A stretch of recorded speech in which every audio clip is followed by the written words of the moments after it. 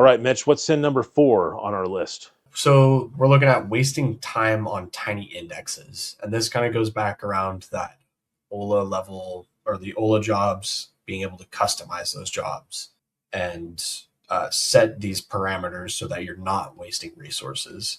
So we consider generally anything between 1,000 to 10,000 pages is going to be considered a tiny index. This, of course, depends on what your actual system is and the index maintenance that you're handling there. But oftentimes the overhead just outweighs the benefits in this area. So even Microsoft says skip this for a good reason. Yeah, and the thing is, I mean, those are so small that even if you're adding 20 or 30% of excess load to a really small index, it's not going to make that big of a difference on IO, and a lot of them are being cached in memory anyway when they're that small. So, Unless you're working with like a super wide table for some reason. but hopefully your indexes aren't super wide in that example. Yeah, of course. Hopefully you never have indexes that are super wide. Let's just put it that way.